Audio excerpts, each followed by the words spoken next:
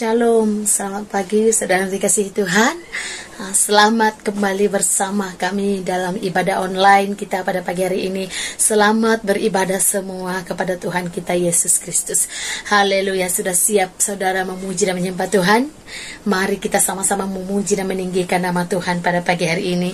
Kita naikkan satu pujian yang indah, yaitu terpujilah namamu Tuhan. Haleluya. Tepuk tangan sama-sama saudara yang dikasihi Tuhan.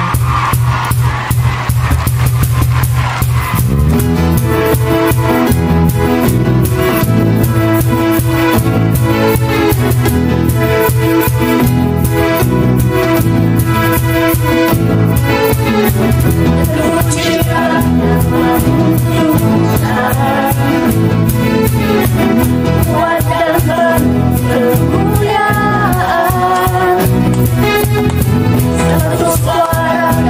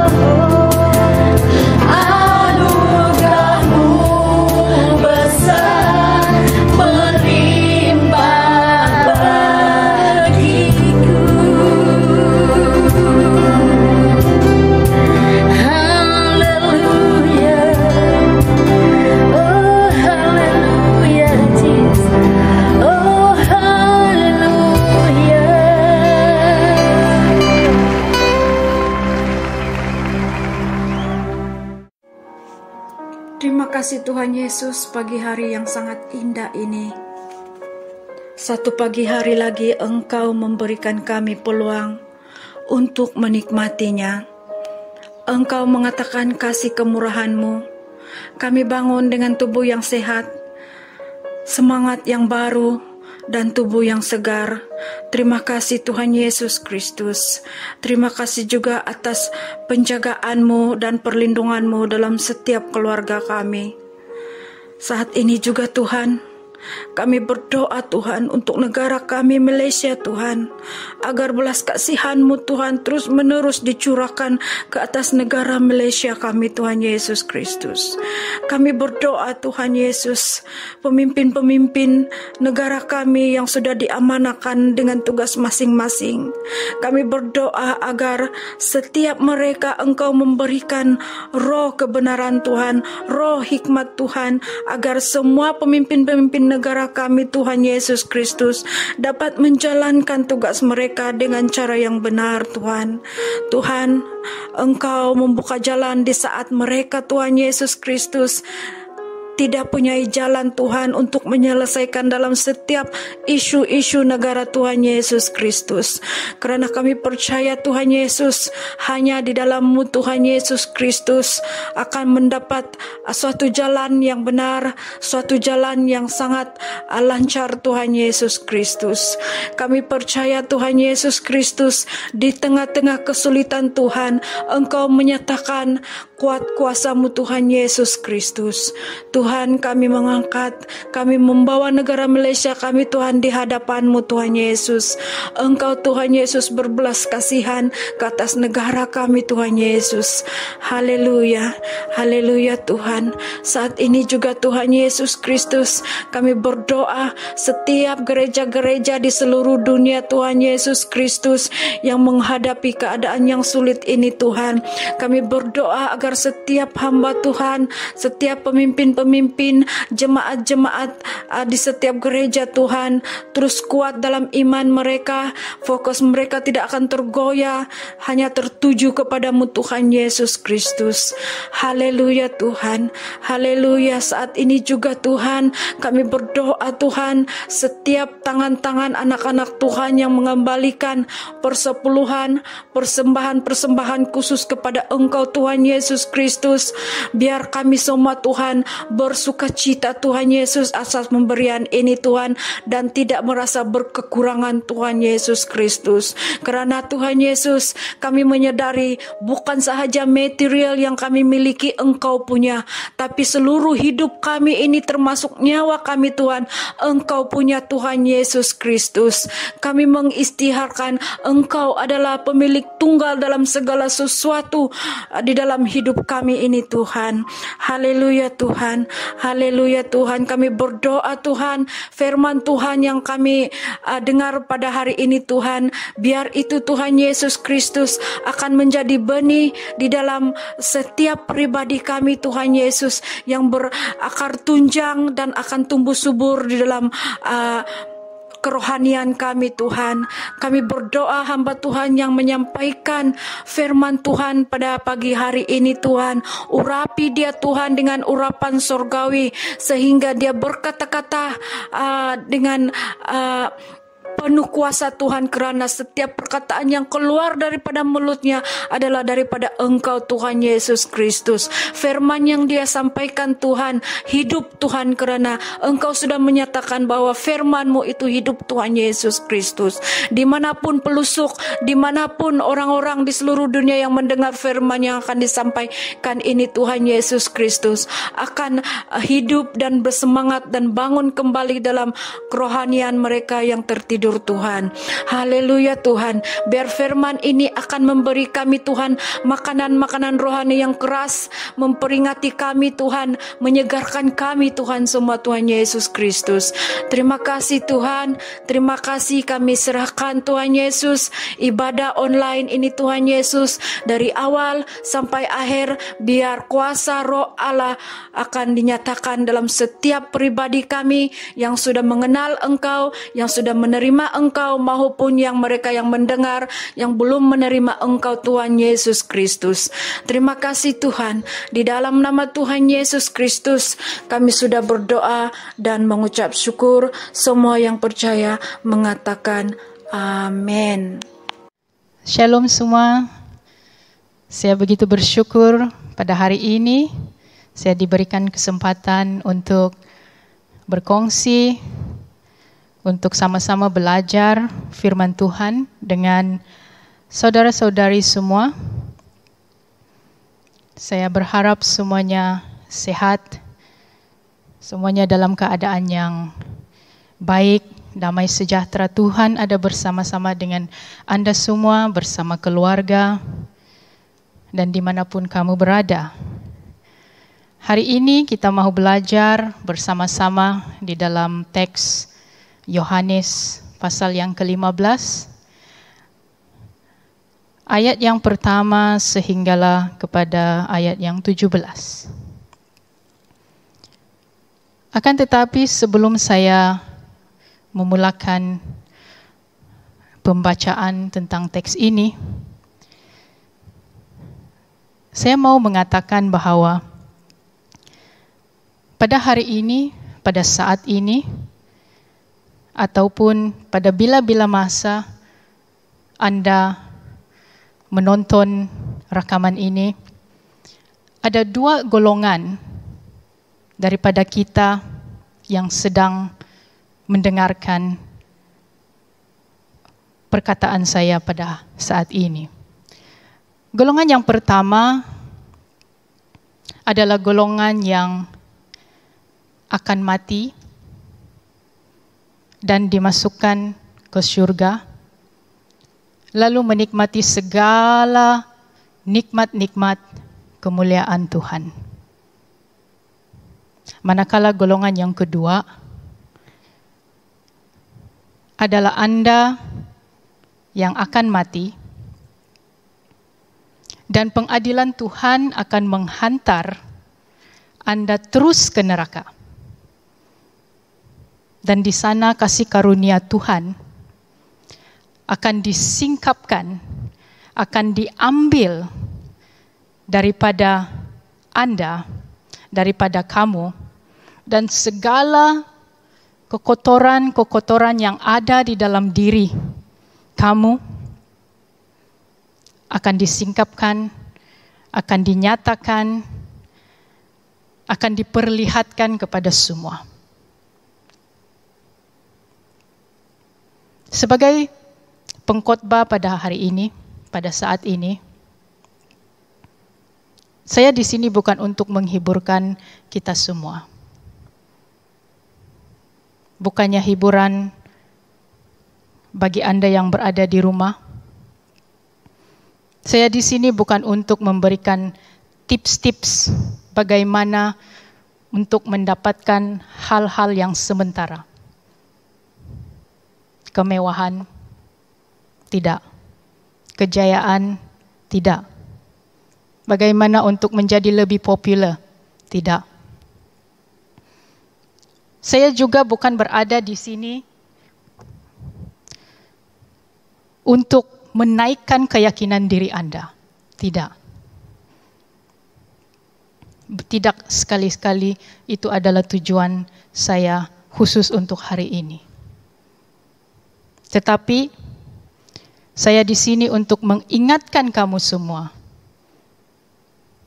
pada suatu masa nanti, apabila kamu ditelanjangi di hadapan Tuhan, berdiri di hadapan Tuhan yang Maha Esa, adakah kamu hidup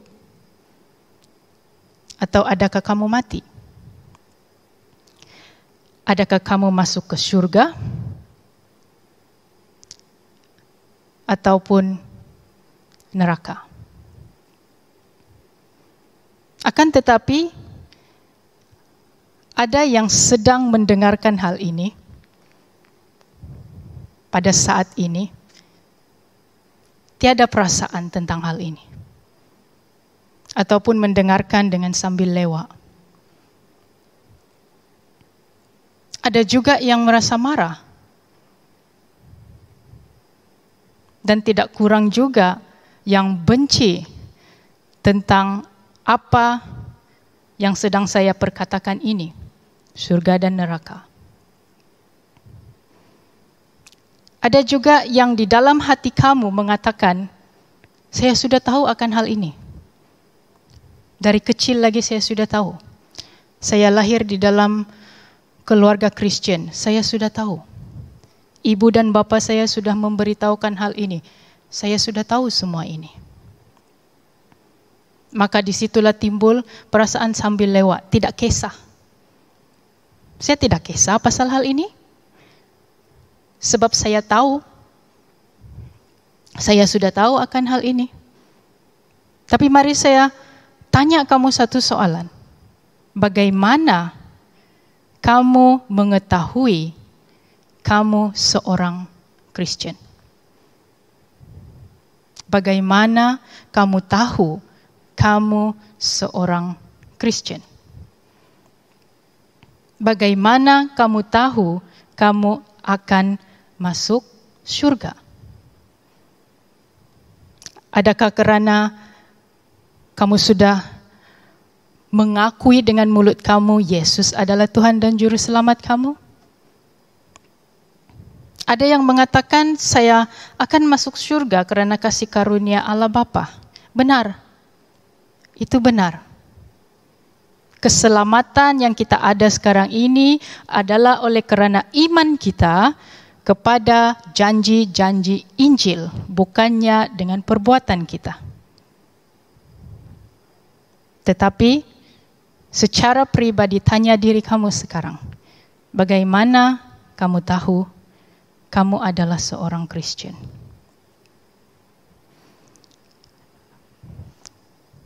Di dalam Yohanes pasal yang ke-15, ayat yang pertama. Akulah pokok anggur yang benar, dan Bapakulah pengusahanya. Setiap ranting padaku yang tidak berbuah, dipotongnya, dan setiap ranting yang berbuah, dibersihkannya, supaya ia lebih banyak berbuah. Kamu memang sudah bersih kerana firman yang telah kukatakan kepadamu. Ayat yang keempat, tinggallah di dalam aku dan aku di dalam kamu, sama seperti ranting tidak dapat berbuah dari dirinya sendiri. Kalau ia tidak tinggal pada pokok anggur, demikian juga kamu tidak berbuah. Jikalau kamu tidak tinggal di dalam aku. Akulah pokok anggur dan kamulah ranting-rantingnya. Barang siapa tinggal di dalam aku dan aku di dalam dia, ia berbuah banyak. Sebab di luar aku, kamu tidak dapat berbuat apa-apa. Barang siapa tidak tinggal di dalam aku, ia dibuang keluar seperti ranting dan menjadi kering. Kemudian dikumpulkan orang dan dicampakkan ke dalam api, lalu dibakar. Jikalau kamu tinggal di dalam aku dan firmanku tinggal di dalam kamu, mintalah apa saja yang kamu kehendaki dan kamu akan menerimanya. Dalam hal inilah Bapa-Ku dipermuliakan, yaitu jika kamu berbuah banyak, dan dengan demikian kamu adalah murid-murid-Ku.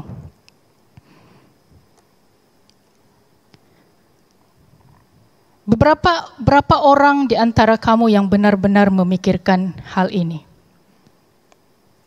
Semasa kita membaca sebentar beberapa saat tadi, berapa di antara kamu yang benar-benar memikirkan hal ini di dalam pikiran dan di dalam hati? Dalam satu hari, berapa jam kita memikirkan tentang apa yang kita pakai, penampilan diri kita, rambut kita, keuangan kita, apa yang dimakan, apa yang ada, apa yang tidak ada. Berapa jam kita memikirkan hal-hal itu? Apabila kita bangkit daripada tidur, apakah perkara pertama yang kita fikirkan? Sebelum kita tidur, apakah perkara terakhir yang kita fikirkan? Dan berapa jam juga kamu memikirkan di dalam satu hari, bagaimana kamu lebih mengasihi orang lain? Berapa jam kamu mengambil masa untuk benar-benar memikirkan, merenungkan firman Tuhan?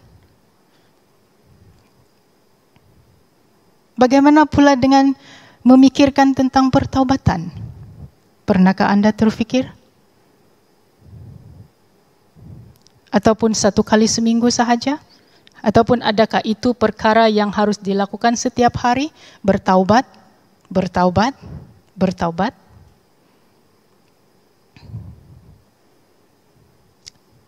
Lebih-lebih lagi memikirkan bagaimana menjadi semakin serupa dengan Kristus. Berapa jam kita mengambil masa? 1 saat?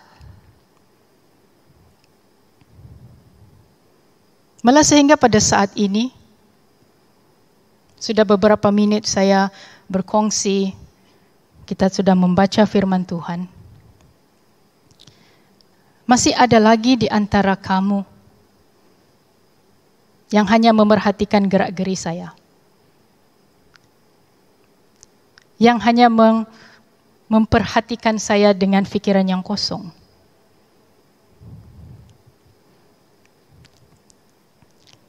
Yang melihat bagaimana cara saya berkata-kata. Bagaimana rambut saya hari ini.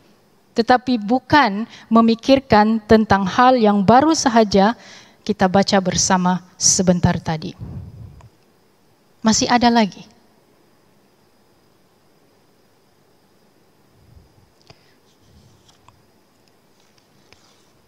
Sebab perkara yang saya kongsikan pada hari ini adalah perkara yang begitu penting sekali. Ia adalah perkara di antara hidup dan mati. Beberapa persoalan-persoalan yang harus kita jawab pada saat ini juga. Di dalam Yohanes 15 ayat yang kedua, kita lihat di dalam ayat kedua, setiap ranting padaku yang tidak berbuah, dipotongnya, dan setiap ranting yang berbuah dibersihkannya supaya ia lebih banyak berbuah. Ayat ini tidak berbicara mengenai mereka yang menolak atau menentang Kristus di luar sana. Yang secara terang-terang menghina pekerjaan Kristus. Dia tidak berbicara mengenai mereka. Siapakah yang dikatakan di dalam ayat yang kedua ini? Setiap ranting yang tidak berbuah.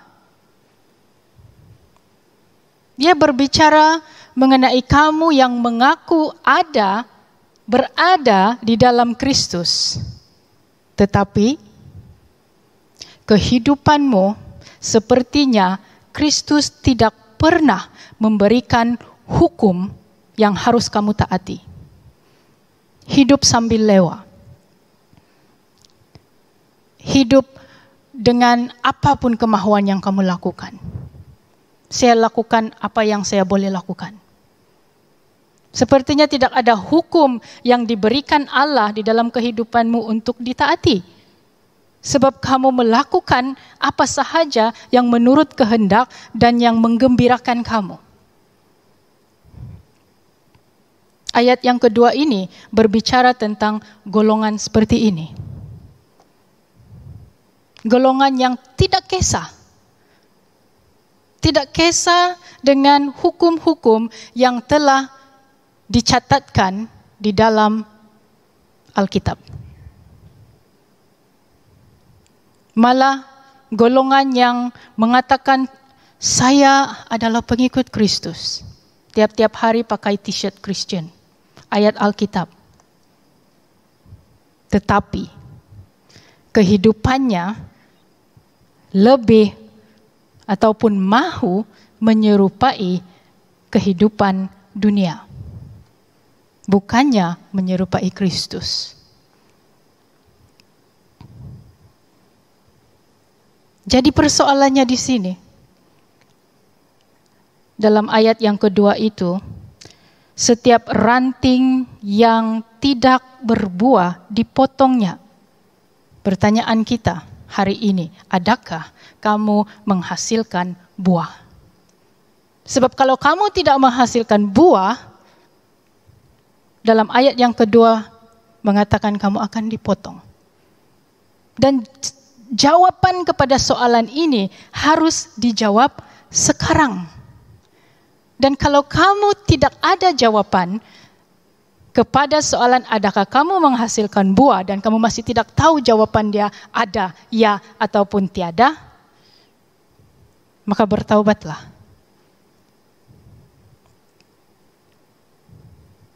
Sebab kalau kamu tidak dapat menjawab persoalan ini,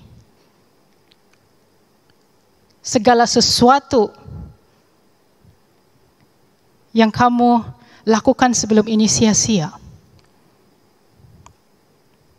Sia-sia sahaja. Adakah kamu menghasilkan buah? Jangan tanya sesiapapun yang berada di kiri ataupun kanan Anda. Tanya diri sendiri. Apa jawaban dia? Kalau iya jawabanmu, apa? Tunjukkan apa buah yang sudah kamu hasilkan. Kalau jawaban kamu iya. Dan kalau jawaban kamu tidak tahu, bertaubatlah.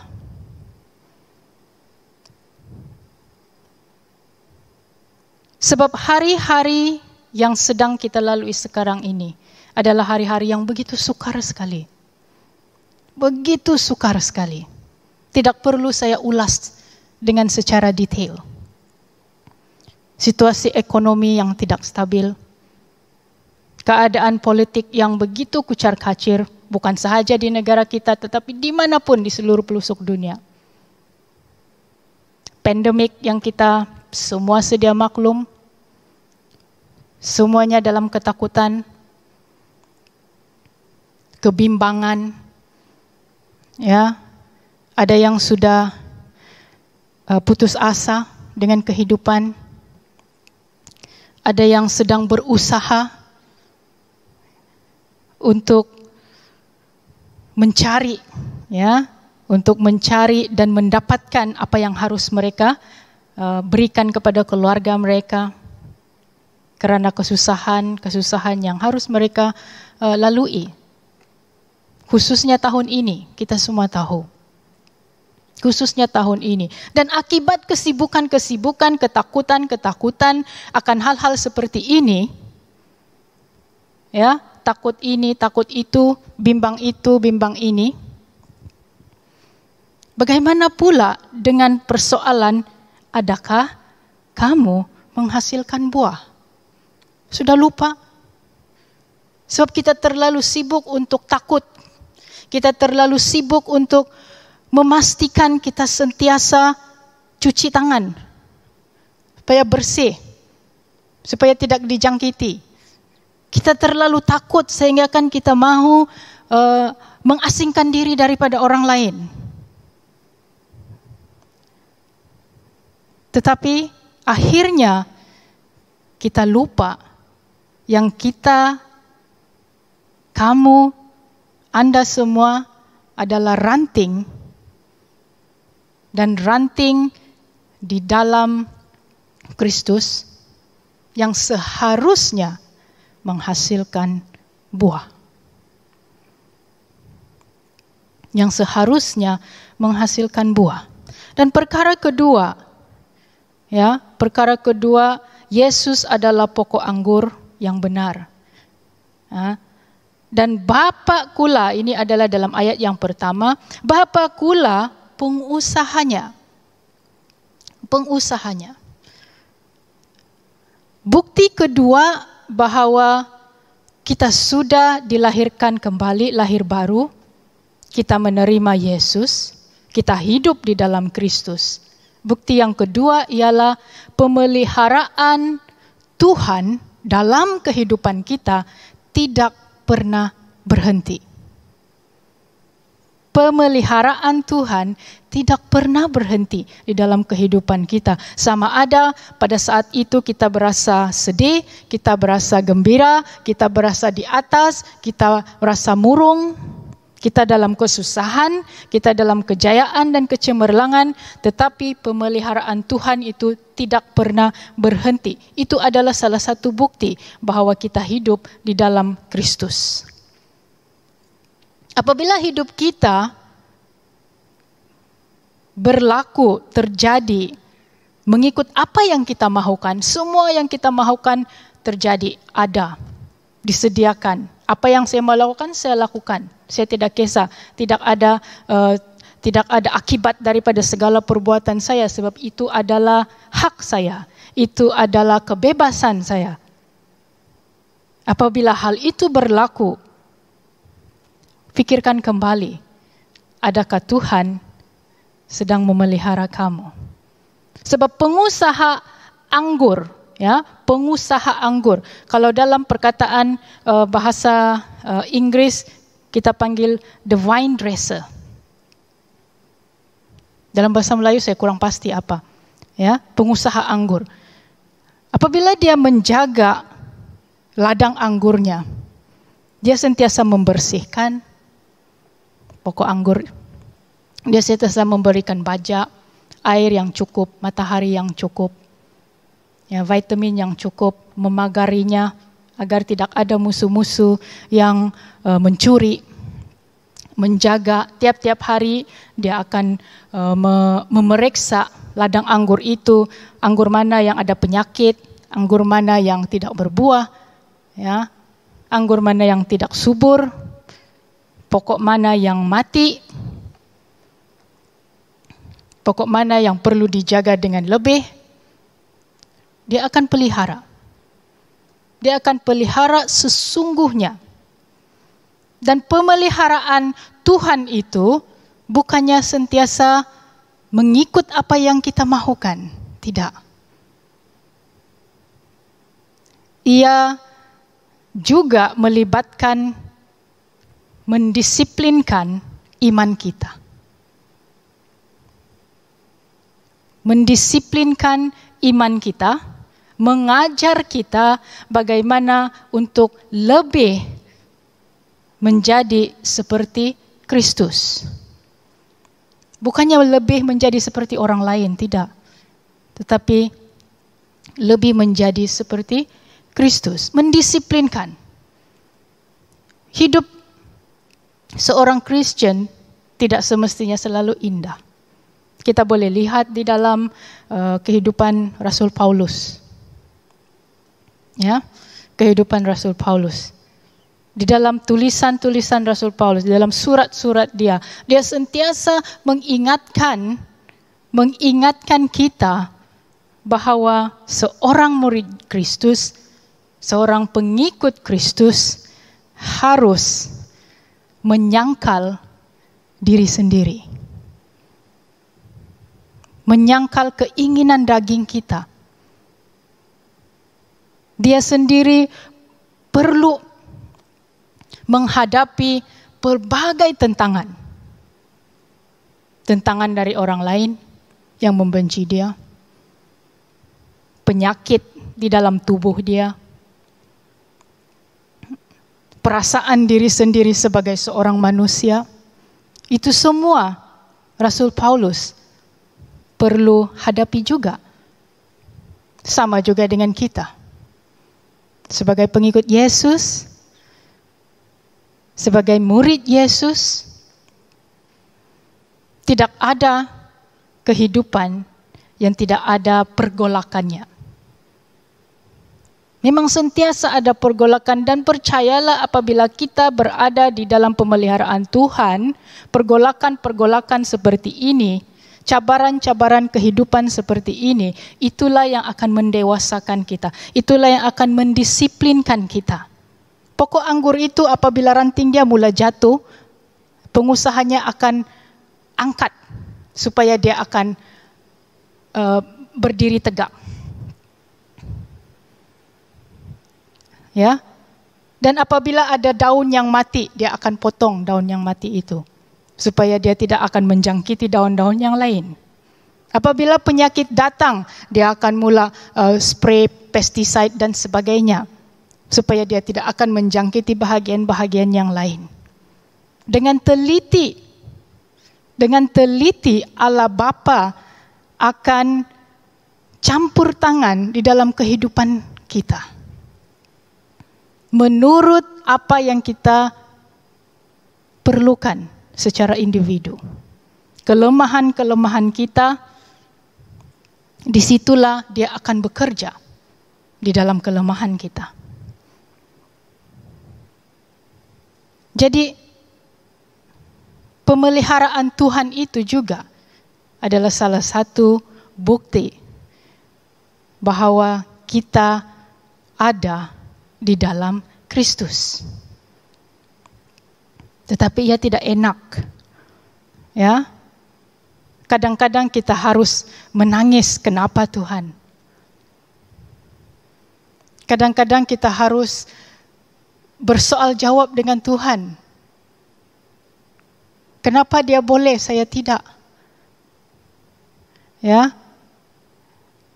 Dia lakukan begitu sahaja, tiada apa-apa yang berlaku. Saya tidak. Ya. Kenapa saya yang harus didisiplinkan? Kenapa dia tidak? Apabila kalau kita mengasihi anak kita, kita mendisiplinkan dia. Dia melakukan hal yang tidak baik, kita mendisiplinkan dia. Kalau kita biarkan dia sahaja, ikutlah apa terjadi dengan dia. Berarti kita tidak benar-benar mengasihi dia. Sebab kita tidak kisah. Dan mahukah kamu Bapa di surga tidak kisah tentang kamu? Buatlah apa kau suka, saya tidak kisah. Adakah itu yang kita mahu? Ya. Dan di dalam Yohanes pasal yang ke-15 ini juga, ya, kita belajar hal ranting. Siapakah ranting-ranting ini? Siapakah ranting yang berbuah dan ranting yang tidak berbuah ini? Ya, kadang-kadang bila kita jalan di hutan ataupun di taman-taman, ya, ada banyak pokok di hadapan kita. Kemudiannya kita lihat ada satu ranting yang mati contohnya. Dan sepertinya atau kelihatannya ranting itu adalah berasal daripada satu pokok. Ya, sesuatu pokok itu. Tetapi apabila kita melihat dan menelitinya, rupa-rupanya ranting itu bukannya berasal dari pokok itu. Dia cuma mungkin daripada sebelahnya. Dan dia mati. Jadi supaya mencantikkan pemandangan itu, pengusaha taman itu ataupun kebun kamu sendiri ataupun taman di rumah kamu sendiri, kamu akan memotong ranting yang sudah mati itu. Sebab kalau kita tidak potong, apa akan terjadi? Mungkin dia akan mengganggu kesuburan, kesejahteraan, kecantikan taman itu. Ya. Jadi ranting yang ada di dalam Kristus, yang benar-benar berada di dalam pokok anggur yang benar itu, mustahil dia tidak berbuah. Sebab dia berada benar-benar ranting kepada pokok anggur yang benar, yaitu Yesus. Mustahil dia tidak berbuah. Dan apabila seseorang itu tidak berbuah, dan itu sebenarnya bukan daripada Yesus. Kamu pikir mungkin itu adalah Yesus, sebab kamu memanggil, oh ini Yesus, ini Yesus. Saya datang ke gereja setiap minggu. Saya melakukan hal-hal apa yang orang Kristen lain lakukan setiap hari, tetapi tidak berbuah. Ya. Di luar Yesus, di luar pokok anggur yang benar ini, kita tidak boleh berbuah. Kita tidak boleh berbuat apa-apa di luar Yesus. Yaitu pelajaran kita yang ketiga tentang ranting. Kita tidak boleh melakukan apa-apa di luar Yesus. Apabila kamu mau menjawab soalan adakah kamu berbuah dan kamu tidak tahu, bermakna soalan yang seterusnya, adakah kamu ada di dalam Kristus? Kalau kamu tidak berbuah. Sebab dalam ayat ini, ranting yang tidak berbuah dipotong.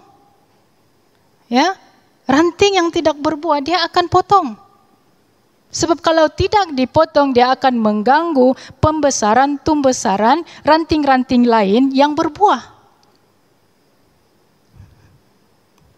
Ya, kita lihat di dalam 2 Korintus, ya, pasal yang keempat dan ketujuh. Di dalam ayat 2 Korintus pasal yang keempat, ayat yang ketujuh, Rasul Paulus mengatakan, tetapi harta ini kami punyai dalam bejana tanah liat, supaya nyata bahwa kekuatan yang melimpah-limpah itu berasal dari Allah, bukan daripada diri kami. Ayat yang ke-8, dalam segala hal kami ditindas namun tidak terjepit, kami habis akal namun tidak putus asa, kami dianiaya namun tidak tinggalkan sendirian, kami dihempaskan namun tidak binasa. Kami senantiasa membawa kematian Yesus di dalam tubuh kami, supaya kehidupan Yesus juga menjadi nyata di dalam tubuh kami. Ya, sebab kami yang masih hidup ini terus-menerus diserahkan kepada maut karena Yesus, supaya juga hidup Yesus menjadi nyata di dalam tubuh kami yang fana ini. Maka demikianlah maut giat di dalam diri kami dan hidup giat di dalam kamu. Di sini Rasul Paulus mengatakan bahwa dalam dirinya itu tidak ada apa-apa tanpa Yesus. Tanah liat. Ya, cuma tanah liat sahaja. Kosong. Tidak berarti. Ranting yang tidak tinggal di dalam Kristus tidak boleh berbuat apa-apa. Yesus adalah sumber, ya, pokok, sumber segala sesuatu. Apabila kita pokok, kalau misalnya pada saat ini saya ambil ranting, satu ranting, saya potong dari luar sana satu ranting, dan saya tunjukkan kepada saudara semua, oh ini ranting, dia akan berbuah. Tapi kan sudah kena potong, dia akan berbuah. Kamu mengatakan, oh dia ini bodoh. Macam mana lagi mau berbuah itu ranting? Kalau kita sudah potong. Kan? Sama juga dengan manusia. Kita yang berasal daripada tanah liat ini. Jika kita tidak berasal daripada Kristus, berada dalam Kristus, kita tidak mampu berbuat apa-apa. Kamu katakan, oh bakat, ada bakat. Ya, ada kebijaksanaan. Saya ada pendidikan yang tinggi, saya ada uang, saya ada kuasa, saya mampu melakukan semuanya itu tanpa Yesus. Ada yang mengatakan hal seperti itu? Tapi apa? Adakah yang kamu lakukan itu adalah hal-hal yang mengangkat kemuliaan Tuhan ataupun kemuliaan diri sendiri? Kemuliaan Tuhan ataupun kemuliaan diri sendiri, kebijaksanaan saya ataupun kebijaksanaan Tuhan, Yesus. Adakah karena kekuatan saya ataupun kekuatan Yesus? Kadang-kadang bila saya memikirkan kehidupan saya sendiri, bagi kamu yang mengenal saya benar-benar secara pribadi, yang tahu selok-belok yang di dalam dan di luar, segalanya dalam kehidupan saya. Ya. Dan kalau yang lain yang tidak berapa kenal itu saya harap-harap kamu tidak akan kenal dengan begitu dalam. Sebab saya ada banyak kelemahan. Banyak kelemahan. Ya, di sini sekarang sedang berdiri dan mengucapkan kata-kata, ya, berkongsi firman Tuhan. Tetapi secara manusiawi, kelemahan itu sangat-sangat dalam bahasa Inggris humbling moment. Ya. Kelemahan itu kamu tidak pernah terfikirkan kadang-kadang. Dan apabila saya memikirkan kelemahan yang ada di dalam diri saya secara pribadi, dan pada saat yang sama saya memikirkan perkara-perkara yang boleh saya lakukan, saat itu saya begitu rasa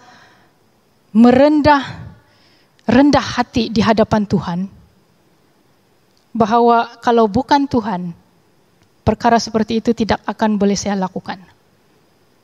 Sebab saya terlalu lemah. Ada banyak kelemahan. Ya, ada banyak kelemahan yang sehingga saya sendiri terkejut, saya sendiri tidak percaya saya melakukan hal itu. Dan apabila saya merenungkannya kembali, tidak ada lain yang boleh menjelaskannya lagi. Bukan karena bakat saya, bukan karena kebolehan saya, bukan karena apa yang saya ada, tetapi satu saja, memang itu adalah pekerjaan Tuhan semata-mata. Saya langsung takut mau mengaku bila orang mengatakan, oh bagaimana kamu lakukan? Saya takut mau mengatakan, oh sebab saya tahu. Ya, sebab saya tahu. Sebab saya expert dalam hal itu. Tidak. Saya tahu tiba-tiba Tuhan hukum saya, oi. Apa nih? Saya yang buat, kau yang minta puji. Macam tu. Okay, so di luar Tuhan kita tidak boleh melakukan apa-apa. Sebab kita adalah ranting-ranting di dalam pokok anggur yang benar. Ya, kita hidup melalui air daripada kehidupan, ya, akar kehidupan pokok anggur ini. Makanya kalau ranting itu tidak dengan pokok itu, kita tidak boleh berbuat apa-apa. Kita tidak akan berbuah. Ya, kita tidak akan berbuah. Sebab kita semua manusia biasa. Semua manusia biasa. Ya, tidak kira pangkat kamu, tidak kira jantina kamu, tidak kira apa pekerjaan kamu, tidak kira siapa kamu, sama ada kamu seorang yang terkenal ataupun tidak, sama ada kamu seorang yang berpangkat tinggi ataupun tidak, kaya ataupun miskin. Apabila kita semua balik ke rumah, berada di bilik masing-masing seorang diri, kelemahan kita secara manusia semuanya sama. Ya, kelemahan kita secara manusiawi semua sama. Ya, sama ada kamu tua ataupun muda, kamu berpangkat ataupun tidak, ada juga saat-saat kita hilangkan barang kita di rumah sendiri. Itu salah satu contoh. Kelemahan manusia itu semua sama taraf. Dia tiada level-levelnya. Oh, saya lemah, kau sedikit lemah, kau kuat. No. Asalkan kita manusia, kita lemah. Dan di dalam kelemahan itulah kuasa Tuhan nyata. Kuasa Tuhan akan lebih nyata dalam kehidupan kita apabila kita sudah mengenal, kita benar-benar mengaku, kita benar-benar sadar bahwa kehidupan kita ini sangat lemah. Ya, saya lemah. Saya tidak boleh berbuat apa-apa.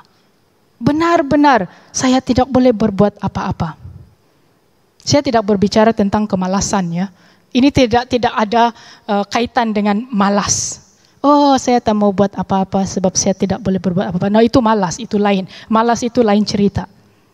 Ya, saya tidak dapat berbuat ini. Oh, ini adalah kelemahan manusia. saya, kelemahan daging saya. Apabila kita mengenal hal itu, kita mengakuinya di hadapan Tuhan. Tuhan, saya lemah, saya tidak mampu berbuat apa-apa, tetapi inilah saya sebuah tanda liat untuk engkau melakukan rencana, engkau melakukan pekerjaanmu melalui saya. Dan biarlah apa yang kamu rencanakan ya Tuhan adalah untuk kemuliaan-Mu, bukannya kemuliaan diri saya. Apabila kita benar-benar sesungguhnya mengakui tentang hal ini, disitulah kuasa, kekuatan, kebesaran Tuhan dinyatakan. Tetapi selagi kita merindukan kebesaran kita mau dipuji, kita mau nama kita yang naik,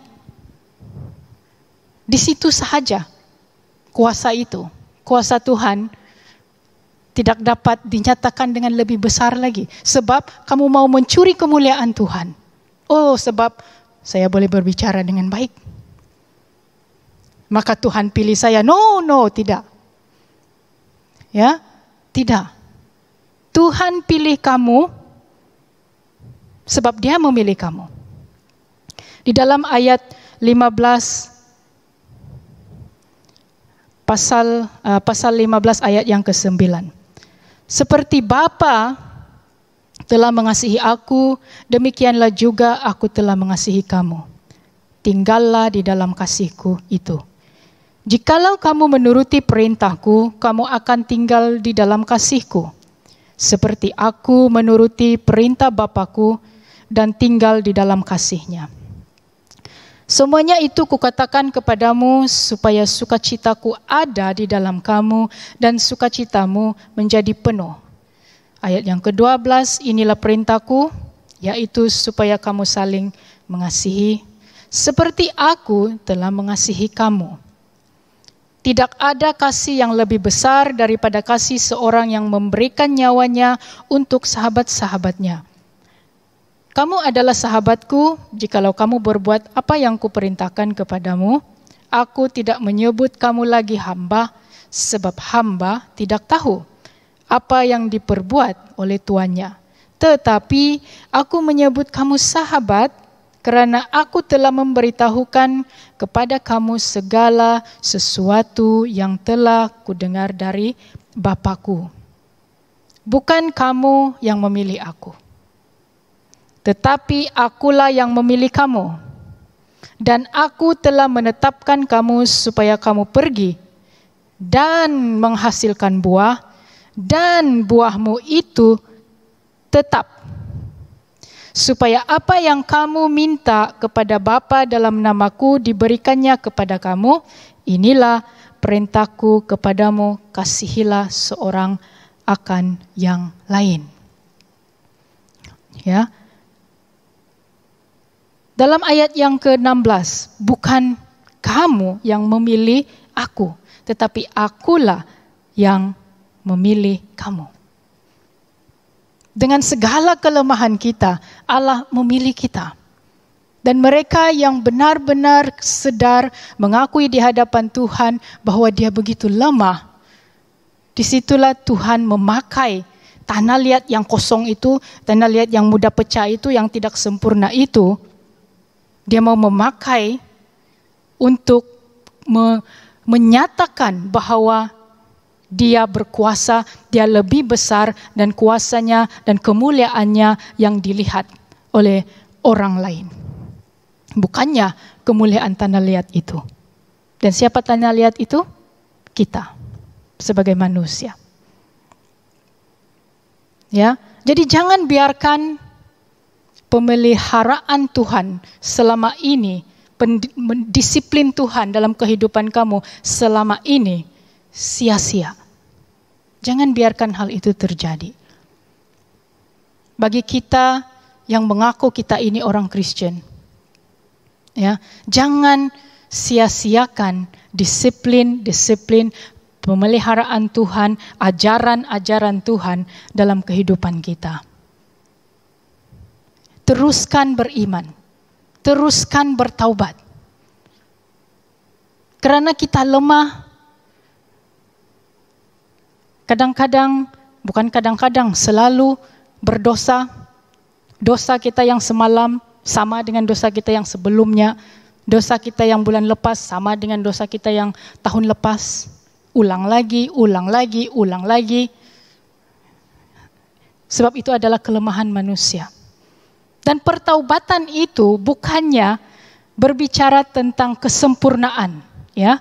Pertaubatan itu bukannya berbicara tentang bila kita bertaubat hari ini, esoknya kita sudah sempurna. Tidak. Pertaubatan itu ialah kita membenci dosa yang sudah kita lakukan sebelum ini. Itu makna pertaubatan. Kita membenci dosa kita yang sebelum ini. Kita bertaubat. Ya, hari ini bertaubat. Tetapi lemah lagi, esoknya saya buat lagi. Datang lagi bertaubat. Dan kita tahu kita sudah berdosa. Makanya kita bertaubat lagi dengan Tuhan. Datang kepada Tuhan. Dan Tuhan itu begitu besar kasih-Nya. Dan Dia sentiasa menerima pertaubatan kita.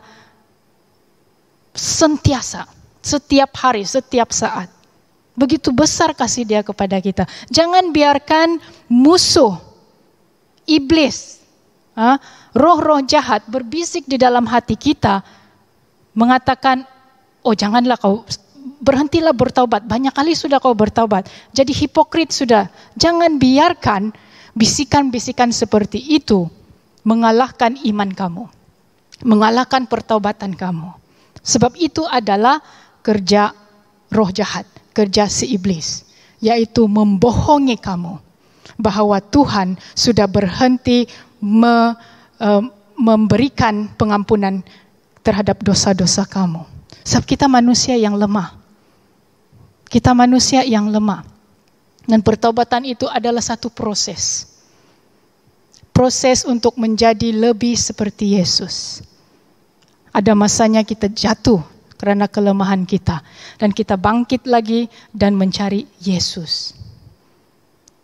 Ya, kita bangkit dan terus mencari Yesus. Untuk diampuni. Untuk diampuni, untuk dibentuk sekali lagi. Untuk membentuk ke arah seperti mana menyerupai Kristus. Sifat-sifat Kristus. Ya, jadi Tuhan mengasihi kamu. Akan tetapi bila kita berbicara tentang Tuhan mengasihi kamu, ada dua lagi golongan yang berpikir. Yang pertama, oh Tuhan mengasihi kita semua, makanya saya bebas untuk berdosa. Ya, ada golongan yang begitu.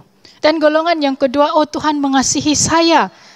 Makanya setiap kali saya jatuh, setiap kali saya berdosa, Dia setia mengampuni saya. Makanya kamu akan lebih membenci dosa kamu. Sebab kamu tahu bahwa Yesus begitu mengasihi kamu, sehingga kamu rasa bersalah apabila kamu sudah jatuh dalam dosa. Sebab kita tahu Yesus yang sentiasa mengampuni kita itu benar-benar mengasihi kita. Makanya kita rasa bersalah. Kalau kita tidak rasa bersalah dengan dosa kita, kita tidak mengenal Yesus. Itu bukan pertaubatan. Ya. Jadi pada hari ini, pada saat ini, ya, saya akhiri khotbah saya pada hari ini untuk mengajak saudara-saudari semua, sesiapa yang sedang menonton, sedang mendengarkan apa yang saya kongsikan pada hari ini. Marilah kita bertanya secara serius di dalam diri kita. Adakah kita menghasilkan buah hari ini? Dan jawab hari ini juga. Sekarang juga jawab. Adakah saya menghasilkan buah? Saya tidak ada jawaban untuk kamu. Sebab jawaban ini hanya berasal dengan diri kamu sendiri. Orang lain tidak boleh tolong jawabkan. Kamu tidak boleh berdiri di hadapan pastor kamu, pastor adakah saya menghasilkan buah? Tidak, pastor kamu tidak akan tahu jawaban dia. Dia cuma akan kenal kamu secara luarannya, ya, perangai kamu, komitmen kamu, karakter kamu, ya, pastor kamu boleh memberikan feedback dia kepada kamu. Tetapi buah-buah roh, dia tidak boleh memberitahu kamu. Kamu sendiri sahaja, antara kamu dengan Tuhan sahaja yang boleh mengetahui akan hal ini. Dan saya harap kita semua yang mendengar, yang belajar daripada Yohanes pasal yang ke-15 ini, akan terus merenungkan ayat ini. Khusus pada saat dan masa dan situasi dan keadaan dunia pada saat ini yang begitu bergelora. Kita tidak tahu bagaimana masa depan kita. Kita tidak tahu bagaimana 2021 nanti. Adakah masih sama seperti tahun ini? Kita tidak tahu. Tetapi satu hal yang kita mesti tahu, kita mesti yakin, adakah kita masuk surga?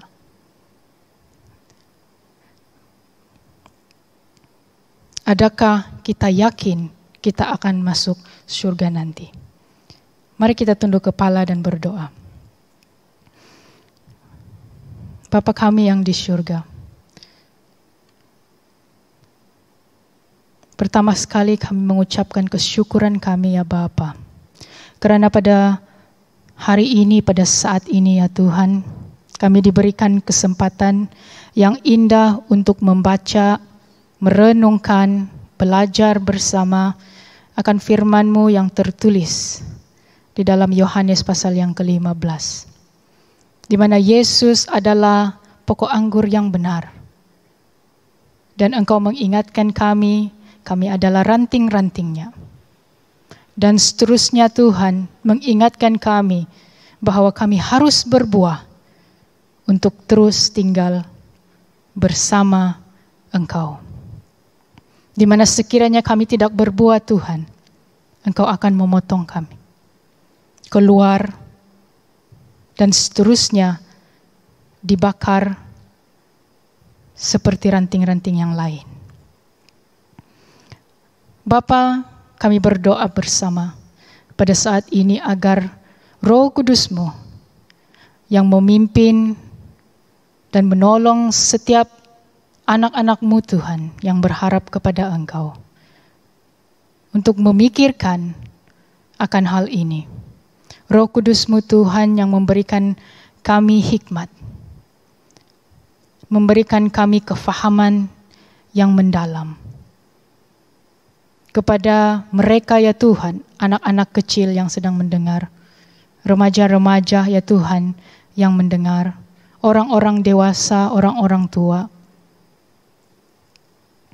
semua yang baru mengenal Engkau, dan lebih lagi kepada mereka yang sudah lama menjadi seorang Kristen. Roh Kudus-Mu yang bekerja di dalam kehidupan mereka. Untuk benar-benar memikirkan bahwa adakah kami menghasilkan buah. Biar Tuhan pertaubatan akan mula meresap di dalam hati kami.